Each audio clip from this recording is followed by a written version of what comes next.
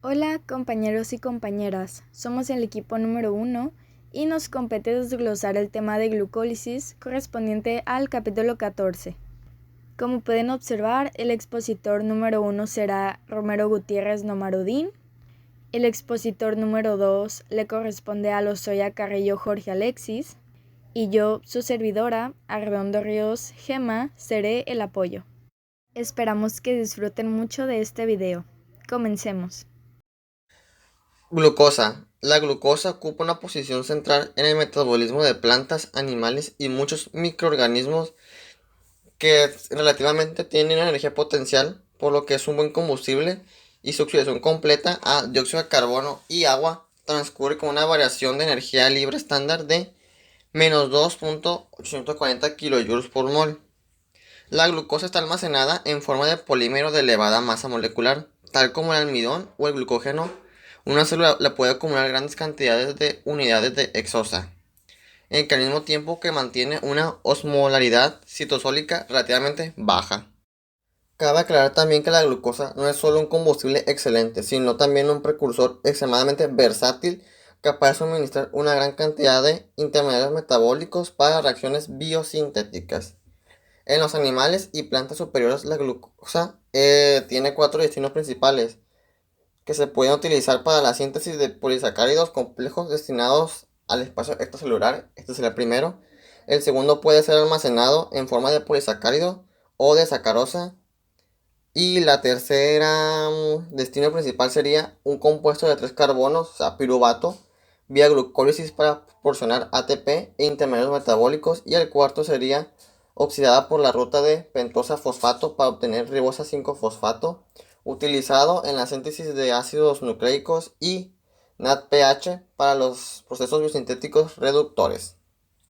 Y por último, cabe aclarar que los organismos fotosintéticos forman glucosa reduciendo el CO2 atmosférico en triosas para después convertir esta en glucosa, mientras que las células no fotosintéticas fabrican glucosa a partir de precursores más sencillos de 3 o 4 átomos de carbono mediante el proceso de gluconeogénesis, invirtiendo de manera efectiva la glucólisis en una ruta que utiliza una gran parte de enzimas glucolíticos. Glucólisis. En la glucólisis se degrada una molécula de glucosa en una serie de reacciones catalizadas enzimáticamente dando dos moléculas del compuesto de tres carbonos piruvato. Durante esta secuencia de reacciones de la glucólisis, parte de la energía libre cedida por la glucosa se conserva en forma de ATP y NADH. La glucólisis fue la primera ruta metabólica elucida y es probablemente la que se conoce mejor. Ahora, en la glucólisis es una ruta central casi universal del catabolismo de la glucosa, la ruta con mayor flujo de carbono de la mayoría de las células en ciertos tejidos de mamífero y algunos tipos de célula, como serían eritrocitos, médula renal, cerebro y esperma. Mientras que la degradación glucolítica de la glucosa es la única fuente de energía metabólica. Algunos tejidos vegetales modificados con el fin de almacenar almidón, tales como los tubérculos de papa y algunas plantas acuáticas que serían los berros, obtienen la mayor parte de su energía a partir de la glucólisis y muchos microorganismos anaeróbicos dependen totalmente de esta ruta metabólica, por lo cual es muy importante. Fermentación. La fermentación es un tipo de degradación anaeróbica de la glucosa y otros nutrientes orgánicos, en el que sirve para obtener energía en forma de ATP, debido a que los seres vivos aparecieron en primer lugar en una atmósfera carente de oxígeno, en el que la degradación anaeróbica de la glucosa es probablemente el mecanismo biológico más antiguo para obtener energía a partir de moléculas combustibles orgánicas. El proceso de la glucólisis solo difiere de una especie a otra en los detalles de su regulación y en el destino posterior del piruvato formado. Los principios termodinámicos y los tipos de mecanismos reguladores en la glucólisis se encuentran en todas las rutas del metabolismo celular. Una visión global. La glucólisis tiene dos fases. En total, la glucólisis tiene 10 pasos, que se divide en dos fases que cada una contiene 5 pasos. La primera fase sería la fase preparatoria, y en el paso 1 ocurre la reacción de la glucosa que es fosforilada en primer lugar en el grupo hidroxilo del carbono 6. En el paso 2, la glucosa 6-fosfato así formada se convierte en fructosa 6-fosfato. En el paso 3 vuelve a ser fosforilada, esta vez en carbono 1, dando fructosa 1,6-bifosfato. En el paso 4, la fructosa 1,6-bisfosfato se parte a continuación dando dos moléculas de 3 carbonos, la dihidroxacetona fosfato y el gliceraldehído 3-fosfato. Este es el paso de la lisis, del que proviene el nombre del proceso. En el paso 5, la deshidroxacetona fosfato se isomeriza a una segunda molécula de gliceraldehído 3-fosfato, lo que pone punto final a la primera fase de la glucólisis. En resumen, se puede decir que en la fase preparatoria de la glucólisis se invierte la energía de ATP elevando el contenido de energía libre de los intermediarios, y las cadenas de carbono de todas las hexosas metabolizadas se convierten en un producto común que sería el gliceraldehído 3-fosfato. Ahora, en la segunda fase, que es la fase de beneficios de la glucólisis, en el paso 6, cada molécula de gliceraldehído 3-fosfato se oxida y se fosforiliza por fosfato inorgánico, formando así el 1,3-bisfosfoglicerato. Ahora, en la segunda fase de la glucólisis, que se llama fase de beneficios de la glucólisis, en el paso 6, cada molécula de gliceraldehído 3-fosfato se oxida y fosforilizará por fosfato inorgánico, así formando 1,3-bisfosfoglicerato. Ahora, un resumen del paso 7 a 10 es que la conversión de las dos moléculas de 1,3-bisfosfoglicerato en dos moléculas de piruvato se libera energía, en el que gran parte de esta energía se conserva mediante la fosforilación acoplada de dos moléculas de ADP a ATP. El piruvato puede seguir 3 distintas rutas catabólicas después de haberse producido en la glucólisis y que de esta manera pueda seguir metabolizándose. En la primera ruta metabólica, el piruvato se oxida perdiendo su grupo carboxilo en forma de dióxido de carbono y de esta manera da el grupo acetilo de la acetilcoenzima A, el cual también es oxidado a dióxido de carbono completamente por el ciclo del ácido cítrico. Posteriormente, los electrones de las oxidaciones del piruvato y del grupo acetilo de la acetilcoenzima A pasan oxígeno por medio de una cadena de transportadores en la mitocondria, formando de esta manera agua, y la energía formada en estas reacciones de transferencia impulsan a la síntesis de ATP en la mitocondria. Para nuestra segunda ruta metabólica, el piruvato se va a reducir a lactato por medio de la fermentación del ácido láctico. En contracciones del músculo esquelético, este ha de funcionar con bajos niveles de oxígeno y por lo tanto el NADH, que significa nicotinamida adenina dinucleótido, no puede reoxidarse a NAD. Es por ello que en esas condiciones, el piruvato al aceptar los electrones que eran destinados a NADH se reduce al lactato al aceptarlos, pero de esta manera es posible regenerar en NAD para que continúe la glucólisis. En el diagrama podemos observar cómo esta fermentación sucede en microorganismos, eritrocitos y células, pero cabe destacar que también hay algunos tejidos que son capaces de convertir la glucosa en lactato bajo condiciones aeróbicas. Y por último, la tercera ruta metabólica, en donde el piruvato se convierte en etanol y también en dióxido de carbono. Eso sucede principalmente en la panificación o en la levadura de cerveza, en donde sucede un proceso llamado fermentación etanólica o alcohólica. La formación de ATP y NADH acoplada al mecanismo de glucólisis. Durante la glucólisis, parte de la energía de la molécula de glucosa se conserva en forma de ATP. Sin embargo, la mayor parte de esta se mantiene en el producto del mecanismo, que viene siendo el piruvato. Por cada molécula de glucosa degradada a piruvato, se generan dos moléculas de ATP a partir de ADP y fosfato y se producen dos moléculas de NADH por reducción del NAD. Como veremos, la reducción del NAD se realiza mediante transferencia enzimática de un ion hidruro desde el grupo aldehído del gliceraldehído 3-fosfato, un metabolito del mecanismo, al anillo de nicotinamida del NAD, dando el coenzima reducido NADH. El otro átomo de hidrógeno se libera a la solución en forma de ion hidrógeno. Aquí podemos observar cuál es que la vamos a estar viendo mucho, que es la ecuación, vaya así, la ecuación general de glucólisis, donde tenemos que nuestros reactivos son la glucosa, el NAD, dos moléculas de ADP más dos de fosfato, para tener como resultado dos piruvatos, dos NADHs, dos iones hidrógeno, dos ATPs y dos moléculas de agua. Con esto se puede decir que tanto en condiciones estándar como intracelulares, que son no estándar, la glucólisis es un proceso esencialmente irreversible, conducido hasta su totalidad por un gran descenso neto de energía libre. Energía remanente en el piruvato. Como mencionamos anteriormente, la glucólisis es un mecanismo que solo libera una pequeña fracción, una pequeña cantidad de la energía total disponible que tiene una molécula de glucosa. Las dos moléculas resultantes en este mecanismo, que serían dos moléculas de piruvato, mantienen una energía química potencial elevada, la cual esta energía se puede extraer mediante reacciones oxidativas, como lo veremos en procesos más adelante, que serían el ciclo de Krebs o el ciclo del ácido cítrico y la fosforilación oxidativa. Importancia de los intermediarios fosforilados.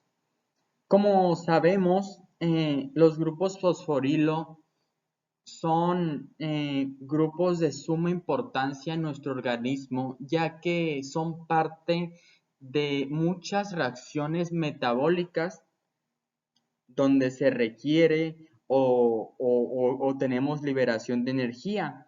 Y la glucólisis no es excepción de ello. En la glucólisis, los 9 intermediarios que se forman en el mecanismo están fosforilados. Por lo tanto, tenemos para este mecanismo 3 funciones principales destacadas de los grupos fosfato.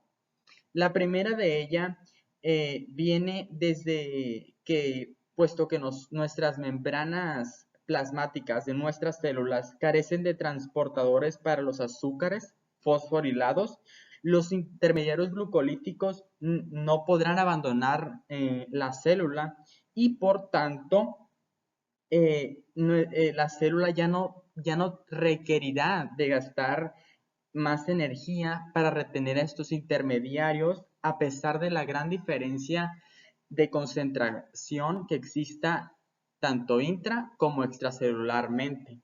Para la función 2 destacable, tenemos que los grupos fosforilos son componentes esenciales en la conservación enzimática de la energía metabólica.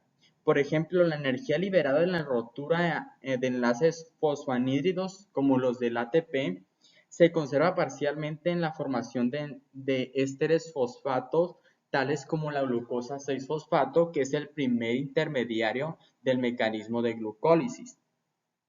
Para el punto 3, la función destacable 3, tenemos que la fijación de los grupos fosfatos a los sitios activos de los enzimas disminuye la energía de activación y aparte aumenta la especificidad de estas reacciones enzimáticas. Y como sabemos, en nuestro organismo pues tenemos iones magnesio en las células, en la solución. Por lo tanto, los grupos fosfatos de ATP, ADP o de algún otro intermediario fosforilado estará en formación de complejos con este magnesio en reacciones catalíticas de enzimas glucolíticos. La fase preparatoria de la glucólisis precisa ATP. En la fase preparatoria de la glucólisis se invierten dos moléculas de ATP y se rompe la cadena dexosa en 2-tirosa-fosfato. El conocimiento de que las dextrosas fosforiladas eran intermediarios de la glucólisis fue lento y casual. Y en 1906, Arthur Harden y William Young comprobaron su hipótesis de que los inhibidores de los enzimas proteolíticos estabilizarían los enzimas fermentadores de la glucosa en el extracto de levadura. Un cuidadoso examen del contenido del suero hervido demostró que el responsable de la estimulación era el fosfato inorgánico. Harden y Young pronto descubrieron que la glucosa añadida a su extracto de levadura era convertido en hexosa bisfosfato. Paso número 1. Fosforilación de la glucosa. En este primer paso de la glucólisis, la glucosa se activa para reacciones posteriores mediante la fosforilación en el carbono 6, en el que resulta dando una glucosa 6-fosfato, en el que el ATP le va a dar un grupo fosforilo, por lo cual termina siendo aquí está, en el que el ATP le va a dar un grupo fosforilo, el que está aquí, y resulta saliendo como un ADP.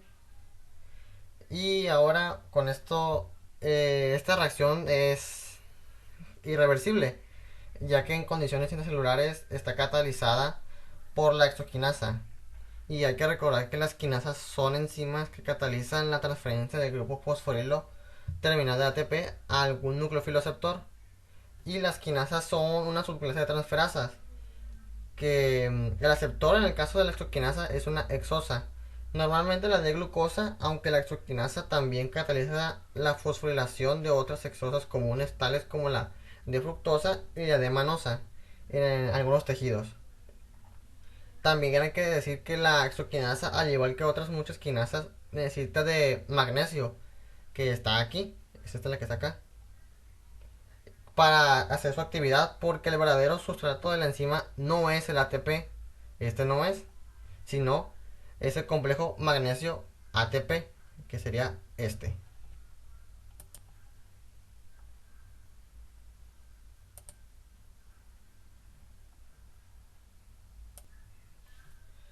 En el paso 2, que sería la conversión de la glucosa 6-fosfato en fructosa 6-fosfato, la enzima fosfohexosa isomerasa cataliza la isomerización reversible de la glucosa 6-fosfato, que esta es una aldosa, a fructosa 6-fosfato, que sería una cetosa.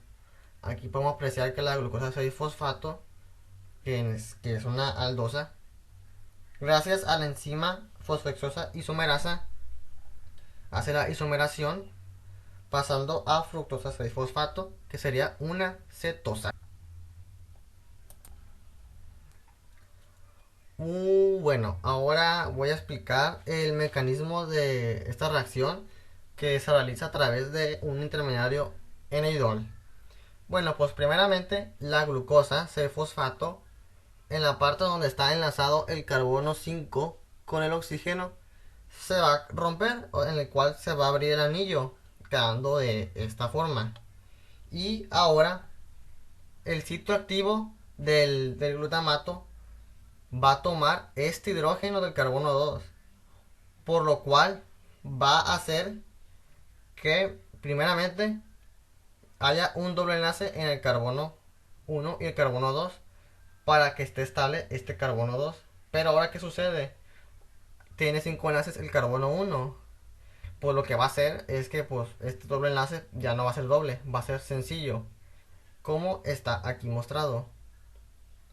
Y también tenemos que añadir que va a entrar un protón hidrógeno, que se va a unir a este grupo oxígeno, bueno, mejor dicho, el oxígeno, formando un grupo hidroxilo, en el cual ya estaría más estable. Después de eso va a llegar la catálisis ácida general por el mismo glutamato, que va a facilitar la formación de la fructosa 6-fosfato. Y aquí lo que va a pasar, curiosamente, es que el mismo glutamato que había tomado el hidrógeno va a devolverlo, como se ve aquí. Pero ahora, en vez de 4 enlaces, van a ser 5, de que quitemos el doble enlace. Y cuando el oxígeno se vuelve a unir, pero ahora en el carbono 1, ya no es el carbono 2, serán 5. Por lo cual este doble enlace va a ser sencillo Y también con una salida de este hidrógeno, el oxígeno no va a estar estable, por lo cual va a necesitar de tener un doble enlace, que sería este. Y ya con todo esto que sucedió, el anillo se va a cerrar. Bueno, va a ser ahora eh, el anillo otra vez, ya que esta parte se había abierto y ahora de acá para acá se va a cerrar, formando ahora la fructosa 6 fosfato. Aquí dice fructosa 6 fosfato. En el paso 3, que es la fosforilación de la fructosa 6 fosfato a fructosa 1,6 bifosfato, en la primera reacción, que es catalizada por la enzima fosfofructoquinasa 2, esta cataliza la formación de fructosa 2,6 bifosfato a partir de la fructosa 6 fosfato. Ahora, en la segunda reacción, que aquí es catalizada por la enzima fosfofructoquinasa 1, esta cataliza la transferencia de un grupo fosforilo, este grupo fosforilo que está aquí, del ATP, o sea, este grupo fosforilo salió del ATP, en el que el ATP pasó a ser ahora ADP, y aquí nos da la fructosa 1,6-fosfato. Y aquí pues hubo una liberación de un grupo hidrógeno, de este hidrógeno, para que el grupo fosforilo se una al oxígeno creando la fructosa 1,6-bisfosfato. En el paso 4, que es la rotura de la fructosa 1,6-bifosfato, está catalizada por la enzima fructosa 1,6-bifosfato aldolasa, que para menores complicaciones se le dice aldosa. Y esta cataliza una condensación aldólica reversible, en el cual la fructosa 1,6-bifosfato se rompe dando dos tirosas fosfato diferentes, que serían el gliceraldehído 3-fosfato y la dihidroxiacetona fosfato. Aquí aclarando que el gliceraldehído 3-fosfato es una aldosa, mientras que la dihidroxiacetona fosfato es una cetosa. Y con esto la variación de energía libre real es pequeña, por lo que la reacción de la aldosa es fácilmente reversible. Con eso también se dice que, bueno, también se descubrió que existen dos tipos de aldolasas, que sería la aldosa tipo 1, que están presentes en animales y plantas, y aldosa tipo 2, presentes en hongos y bacterias. Bueno, primeramente en la reacción de aldosa clase 1 ocurre aquí mismo una apertura en anillo, en el cual va a quedar así. Después de esto, el sitio activo de la lisina va a atacar al carbono 2, en el cual va a crear un intermedio tetraédrico. Pero aquí sucede algo raro. Ya tienen los 4 enlaces y serían 5. Por lo cual, este oxígeno va a recibir un hidrógeno, en el cual ya sería un hidroxilo, teniendo ahora un enlace sencillo con el carbono. Pero bueno, ahora pasa algo. Llega un protón hidrógeno que se va a unir al grupo hidroxilo, formando ahora agua. Y también va a pasar otra cosa, en el que el sitio activo de la lisina va a perder ahora un hidrógeno. Ahora va a tener que formar un doble enlace con el carbono, pero esto no va a pasar nada, ya que pues el hidroxilo que recibió un hidrógeno va a terminar saliendo como agua, por lo cual se evita un problema. Ahora viene otro asunto. Ahora va a haber una rotura en el carbono, o sea, un enlace carbono-carbono se va a romper. ¿Y cómo va a pasar esto? Primero, el sitio activo de la lisina va a tomar de ese doble enlace va a tomar un par de electrones, por lo cual ya no se ocupará el doble enlace, ahora sería sencillo. Pero bueno, pues ahora algo que nos falta, ¿no?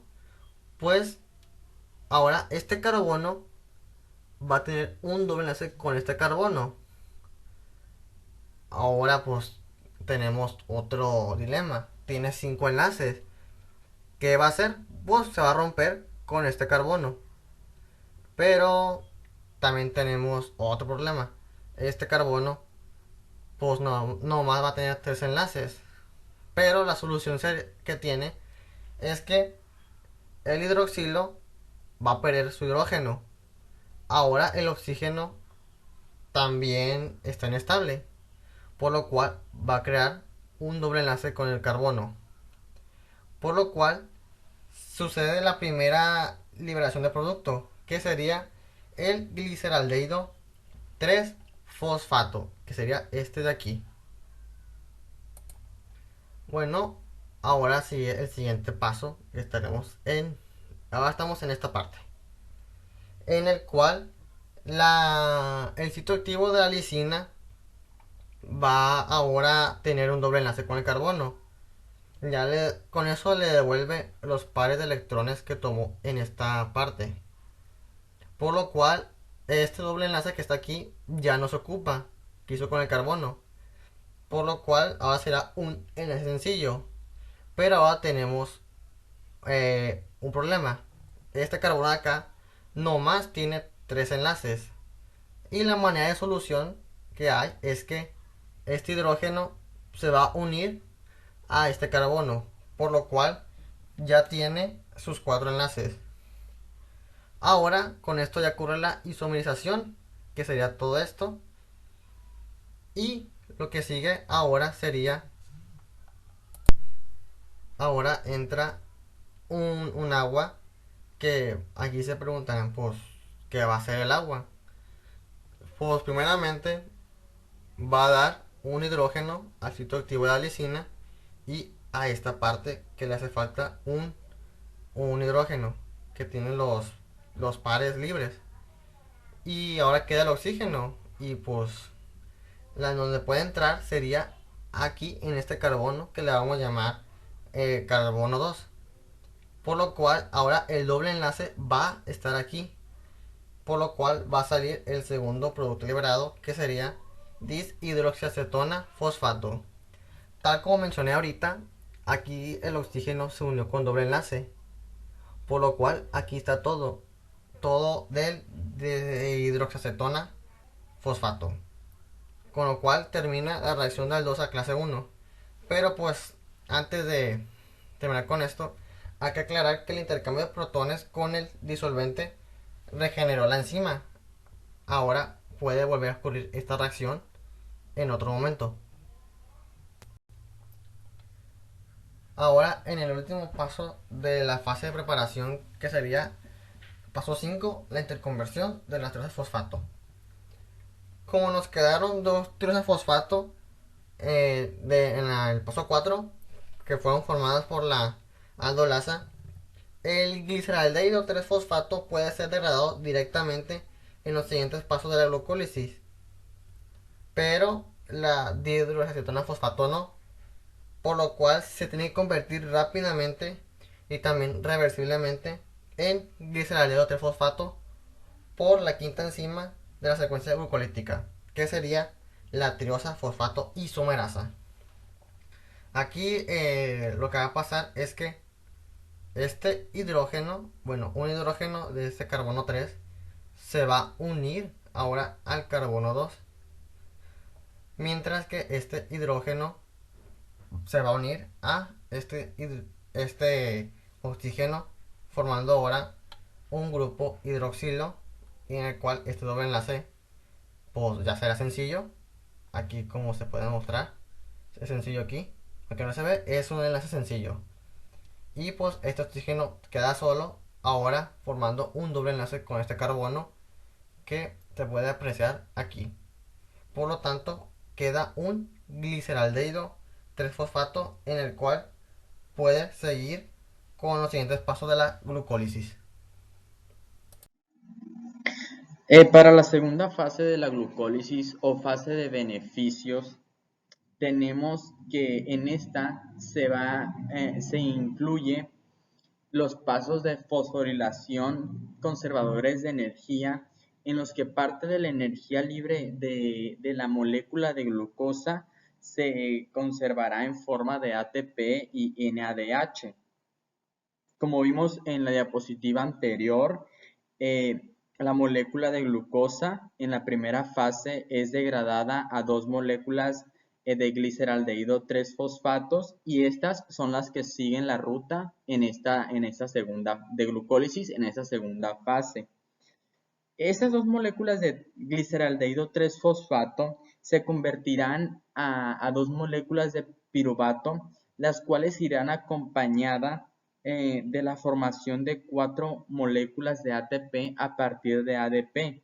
Pero sin embargo, como se vio anteriormente en lo que fue la primera fase, el rendimiento neto de ATP por molécula de glucosa que se degrada solo será de 2, puesto que se habían invertido ya 2 moléculas de ATP en la fase 1, en la fase de preparación de glucólisis para fosforilar los extremos de la molécula de la hexosa.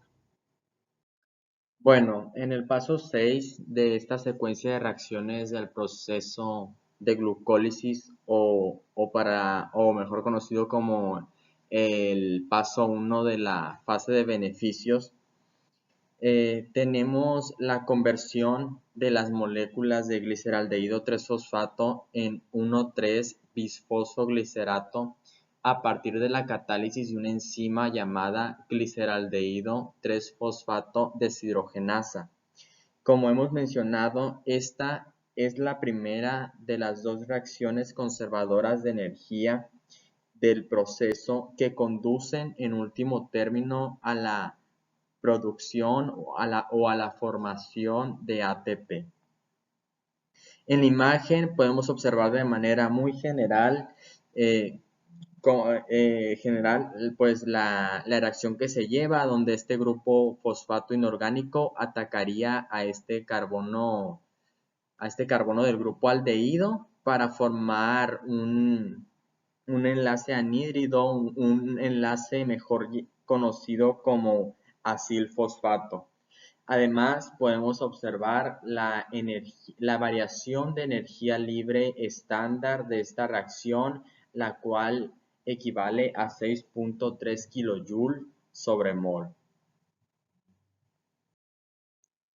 Aquí en la imagen tenemos la reacción catalizada por la gliceraldehído 3-fosfato deshidrogenasa, la cual convierte al gliceraldehído 3-fosfato en 1,3-bisfosfoglicerato, como se puede observar aquí el producto. Esta enzima tiene en su sitio activo una cisteína, la cual contiene una cadena lateral con azufre. Esta enzima también cuenta en su sitio activo con una molécula de NAD.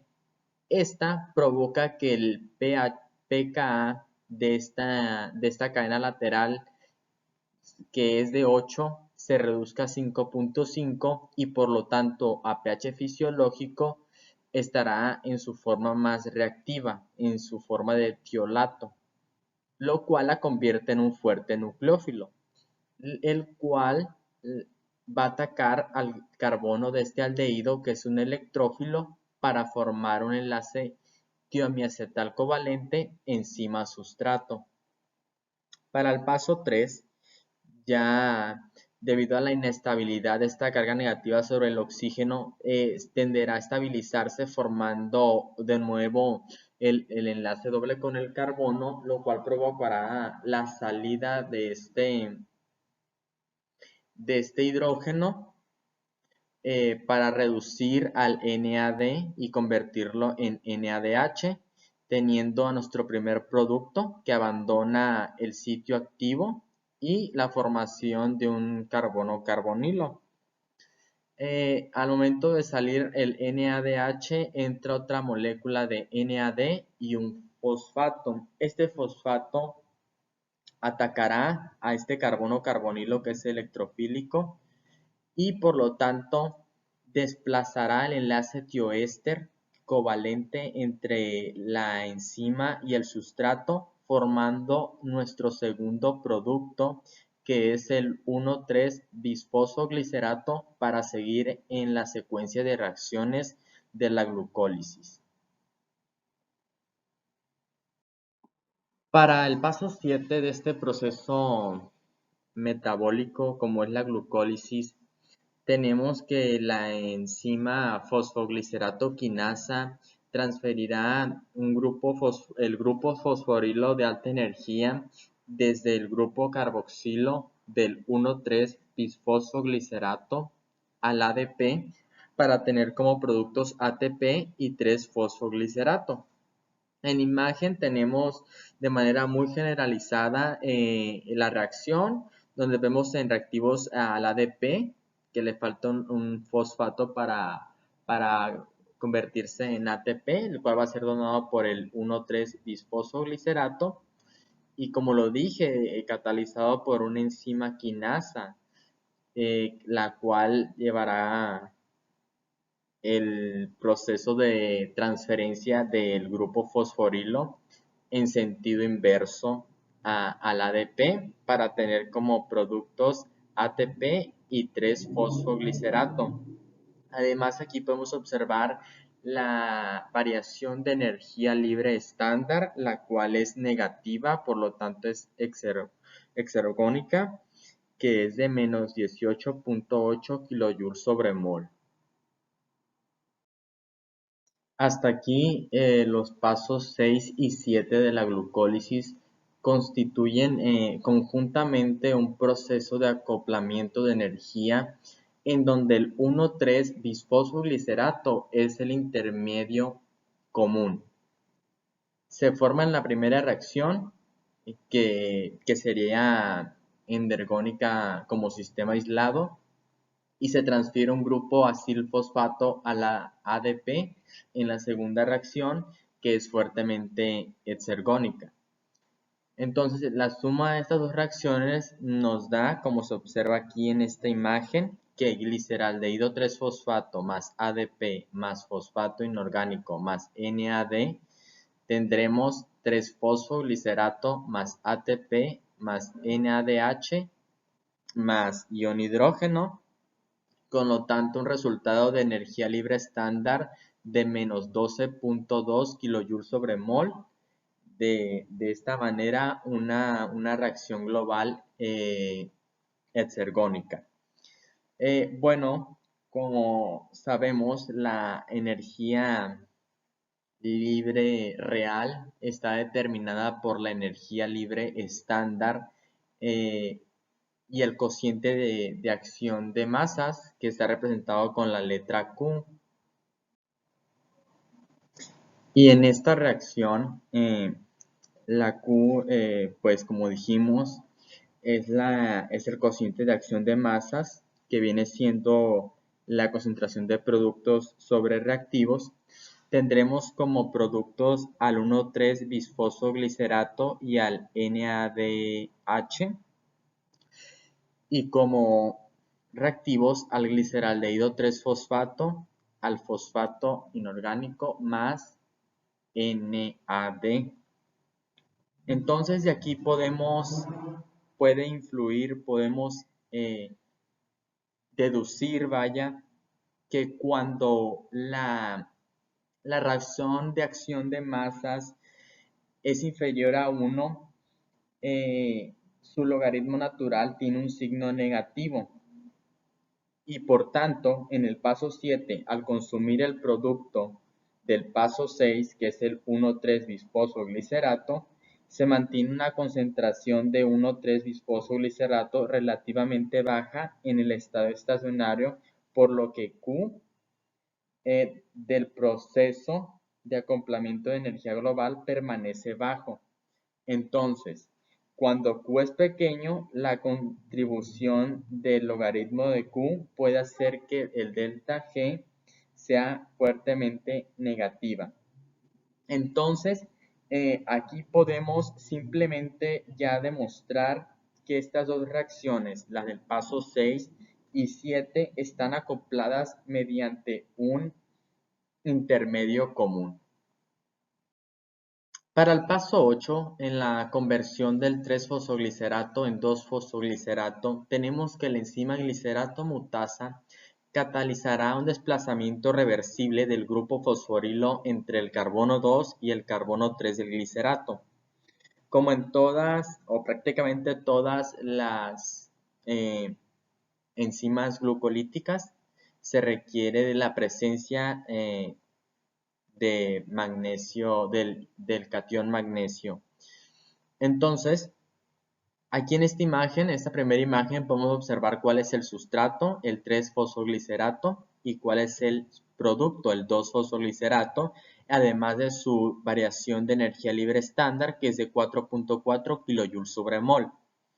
En esta segunda imagen tenemos lo que es el mecanismo de reacción de la fosfoglicerato mutasa, que en su sitio activo está constituido por dos histidinas, la cual la primera ya está fosforilada y llevará la transferencia de ese fosforilo al carbono 2, al oxígeno del carbono 2, mientras que la segunda histidina actuará como catalizador básico general, llevándose este hidrógeno en forma de protón.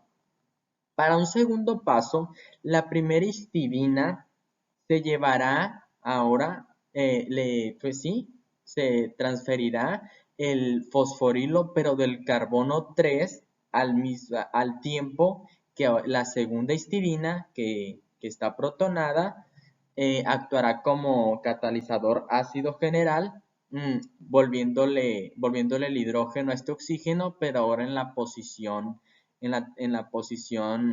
del carbono 3, teniendo como producto a nuestro 2-fosfoglicerato y al sitio activo de la fosfoglicerato mutasa como inicio.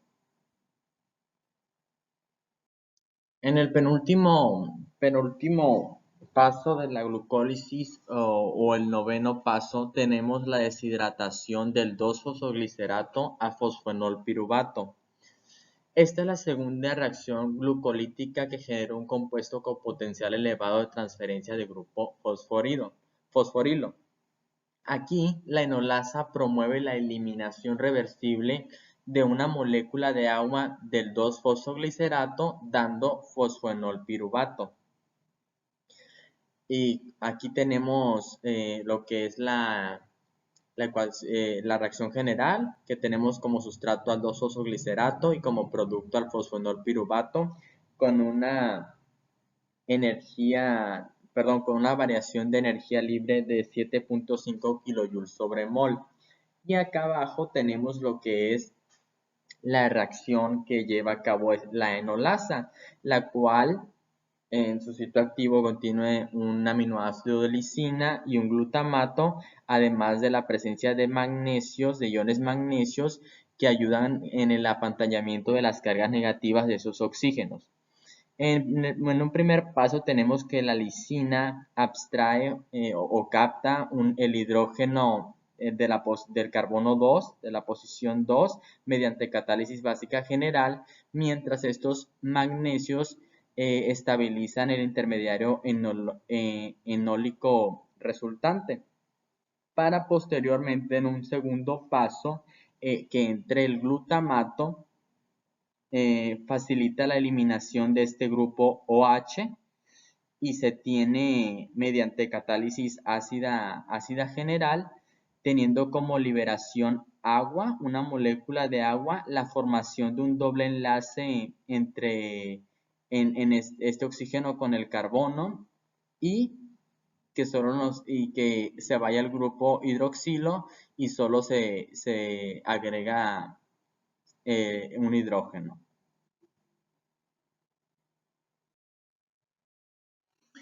En el último paso de la glucólisis o en el paso 10 tenemos la transferencia del grupo fosforilo desde el fosfenolpiruvato al ADP. Como ya hemos dicho, como dije hace unos momentos, el último paso de la glucólisis es la transferencia del grupo fosforilo desde el fosfenolpiruvato al ADP. Esta reacción catalizada por la enzima piruvato quinasa, que requiere de de iones potasio y también de iones magnesio o iones manganeso. Aquí podemos ver en esta imagen lo que es la reacción general, donde la enzima es una quinasa, lo hará de manera inversa la transferencia del grupo fosforilo del sustrato al ADP para tener como resultado piruvato y ATP, el cual también tiene como valor de variación de energía libre estándar de menos 31.4 kilojoules sobre mol. En esta fosforilación a nivel de sustrato, el producto piruvato, como se puede ver en esta imagen, en esta otra imagen, aparece en primer lugar en su forma enol, como la podemos ver aquí, tiene un OH y un doble enlace con este carbono. Sin embargo, rápidamente se tautomeriza a su forma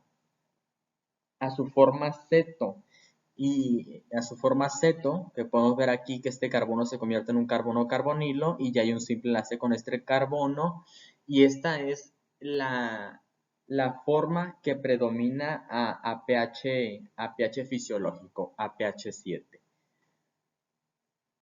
El balance general del proceso de glucólisis muestra una ganancia neta de ATP. Podemos elaborar un balance de la glucólisis en el que se dé cuenta, uno, del destino del esqueleto carbonado de la glucosa, 2, de la entrada de fosfato y ADP y producción de ATP, y 3, de la ruta de los electrones en las reacciones de oxidación-reducción. El primer miembro de la ecuación siguiente, que está aquí, como ya lo hemos mencionado al inicio, la ecuación general de glucólisis, tienen entrada ATP, NAD, ADP y fosfato, mientras que en el segundo miembro muestra los productos que vienen siendo 2 piruvatos, 2 ADPs, 2 NADH, 2 iones hidrógeno, 4 moléculas de ATP y 2 moléculas de agua. Si simplificamos los términos que son comunes a ambos lados de la ecuación, obtenemos la ecuación global de la glucólisis en condiciones aeróbicas, que nos daría 2 glucosa más 2 NAD más 2 ADP más 2 fosfato. Tendríamos como producto 2 piruvatos, 2 NADH más 2 iones hidrógeno más 2 ATPs más 2 moléculas de agua. Las 2 moléculas de NADH formadas durante la glucólisis en el citosol son en condiciones aeróbicas reoxidadas a NAD por transferencia de sus electrones a la cadena respiratoria que en las células eucariotas está localizada en la mitocondria. La cadena de transporte electrónico pasa esos electrones a su destino final, el oxígeno molecular, y aquí vemos la ecuación, que es 2 NADH más 2 iones hidrógeno más el oxígeno molecular es igual a 2 NAD más 2 moléculas de agua. La transferencia de electrones desde el NADH al oxígeno en la mitocondria aporta la energía para la biosíntesis de ATP por fosforilación acoplada a la respiración, como se verá más adelante. La glucólisis está sometida a una regulación estricta. Los estudios sobre la fermentación de la glucosa por levadura, en el que Luis Pasteur descubrió que tanto la velocidad como la cantidad total de glucosa consumida eran mucho mayores en condiciones anaeróbicas que en condiciones aeróbicas. Y después de algunos estudios en el músculo pusieron de manifiesto la misma gran diferencia entre la velocidad de glucólisis en condiciones aeróbicas y anaeróbicas.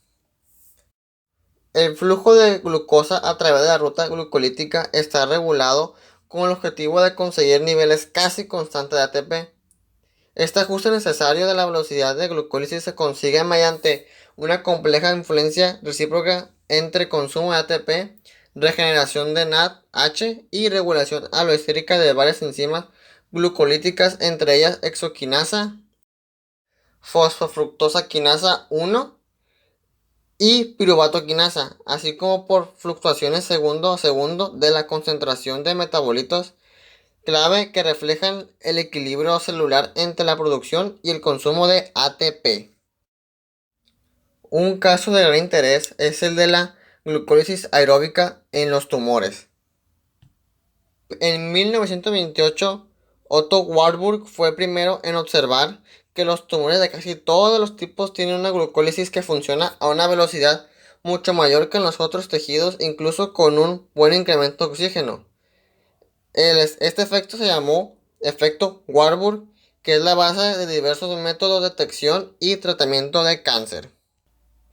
Warburg en el siglo XX aportó contribuciones básicas en muchas áreas de la bioquímica, que serían como la respiración, la fotosíntesis y la enzimología del metabolismo intermediario, en el que en el 1930 Warburg y colaboradores empezaron la purificación y cristalización de 7 enzimas de la glucólisis, en el que desarrollaron una herramienta experimental que revolucionó los estudios bioquímicos del metabolismo oxidativo, que es el manómetro de Warburg, que ésta medía directamente el consumo de oxígeno de los tejidos siguiendo los cambios en el volumen de gas, permitiendo así la medida cuantitativa de cualquier enzima con actividad oxidasa. La captación de glucosa es deficiente en la diabetes mellitus tipo 1. El metabolismo de la glucosa en los mamíferos está limitado por la velocidad de captación de glucosa por las células y su fosforilación por la exoquinasa. En la captación de glucosa en la sangre interviene la familia de transportadores de glucosa, GLUT o glucotransportadores. Los transportadores de los hepatocitos, los GLUT1 y los GLUT2, y de las neuronas cerebrales, los GLUT3, siempre están presentes en la membrana plasmática. Sin embargo, el principal transportador de glucosa a las células en el músculo esquelético, el músculo cardíaco y el tejido adiposo, que viene siendo el GLUT4, está secuestrado en pequeñas vesículas intracelulares y se desplaza a la membrana plasmática solo en respuesta a una señal de insulina. Así, en el músculo esquelético, corazón y tejido adiposo, la captación y metabolismo de la glucosa depende de la liberación normal de insulina por las células beta pancreáticas en respuesta a niveles elevados de glucosa sanguínea. Entonces aquí ya las personas, los individuos con diabetes mellitus tipo 1, también denominada diabetes dependiente de insulina, tienen demasiadas pocas células beta, con lo que no pueden liberar suficiente insulina para provocar la captación de glucosa por las células del músculo esquelético, corazón o tejido adiposo. Así, después de una comida rica en glúcidos, la glucosa se acumula hasta niveles anormales elevados en la sangre, condición conocida como hiperglucemia. En consecuencia, la célula incapaz de captar glucosa, el músculo y el tejido graso utilizan los ácidos grasos de los trigliceroles almacenados como combustible principal.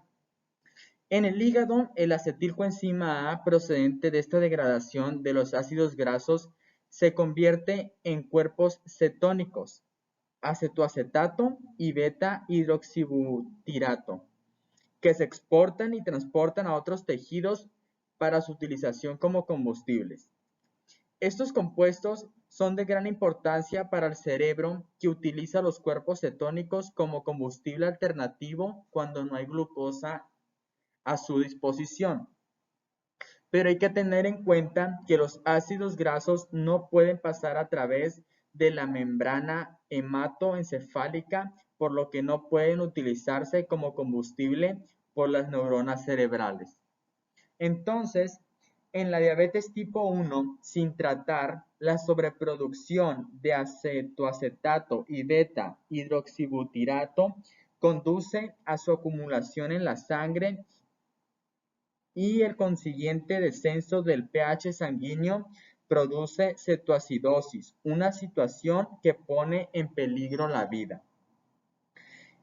Esto se puede revertir con una inyección de insulina, ya que esto activará el transportador GLUT4 en los adipocitos y hepatocitos, por lo cual se captará glucosa y se podrá fosforilizar para llevar a cabo el proceso metabólico de glucosis. Como mencioné anteriormente en las rutas del piruvato, en la segunda ruta metabólica, esta debe de funcionar con bajos niveles de oxígeno. Para este caso debemos de utilizar este mismo término, conocido como hipoxia, para relacionarlo con los tumores. Resulta que la mayor parte de las células tumorales crecen en condiciones hipóxicas, o sea, hay bajos niveles de oxígeno, y esto se debe a que inicialmente carecen de redes capilares para que estas mismas circulen el oxígeno. Por lo tanto, las células cancerosas que se encuentran localizadas cerquita de los capilares más cercanos, es decir, de 100 a 200 micras aproximadamente, van a depender de estos para la glucólisis para poder producir su ATP. Entonces, lo que pasa aquí es que para poder producir la misma cantidad de ATP, estas células cancerosas van a captar muchísima más glucosa que una célula normal para convertirla en piruvato y después en lactato. Aquí tenemos dos pasos tempranos para la transformación de una célula normal en una tumoral. En el primer caso, tenemos que el cambio a una dependencia de la glucólisis para la producción de ATP, y el segundo es que desarrolla una tolerancia al bajo pH del fluido extracelular. Mientras más agresivo sea el tumor, la glucólisis va a tener una mayor velocidad. Una de las razones de este aumento de velocidad en la glucólisis se debe al aumento de la síntesis de los enzimas glucolíticos y de transportadores en la membrana plasmática. Aquí es donde entra el factor de transcripción inducible por hipoxia, el cual se trata de una proteína que estimula la producción de enzimas glucolíticos y transportadores de glucosa cuando el suministro de oxígeno no es limitado. Con la alta velocidad que maneja la glucólisis, la célula tumoral puede sobrevivir en condiciones anaeróbicas hasta que el suministro de vasos sanguíneos es adecuado al crecimiento del tumor. En realidad, otra proteína inducida por el factor de transcripción inducible por la hipoxia es la hormona peptídica, la cual estimula el crecimiento de vasos sanguíneos al tumor. También hay pruebas de proteínas que controlan la síntesis y ensamblaje de proteínas mitocondriales esenciales para el paso de electrones al oxígeno. Un ejemplo de esto sería la proteína supresora tumoral P53, la cual está mutada en muchos tipos de cáncer. Esta presenta déficits en el transporte electrónico mitocondrial, por lo tanto se ve forzada a depender de la glucólisis para producir ATP. Debido a esta dependencia de los tumores a la glucólisis, se sugieren las siguientes terapias anticancerosas.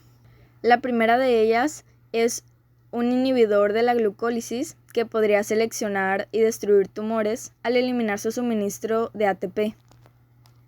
En este caso, se inhibiría la formación de glucosa 6-fosfato para privar a las células tumorales del ATP y de la formación de pentosas fosfato.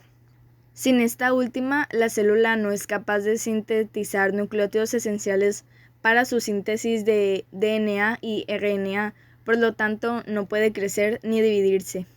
Por otro lado, tenemos otra terapia llamada imatinib, el cual ya fue probado clínicamente e inhibe una tirosina quinasa específica para impedir el suministro de síntesis de exoquinasa. La alta velocidad de la glucosa en células tumorales también nos permite señalar la localización de tumores. En la siguiente diapositiva podemos observar un ejemplo de una tomografía por emisión de positrones, sus siglas PET, en la cual para que pueda visualizarse al paciente se le inyecta o toma un análogo de glucosa, el cual no es metabolizado. Esto hace que se acumule y puede visualizarse y puede ser detectado. Si observamos en la parte izquierda de la tomografía, podemos observar unas manchas oscuras que estas indican las regiones que utilizan mucha glucosa y podemos ver que el cerebro está marcado muy fuertemente. En la parte derecha de la tomografía observamos ya las regiones cancerígenas marcadas por un color azul y podemos notar, por ejemplo, los huesos de la columna y en el hígado y también en algunas regiones del músculo.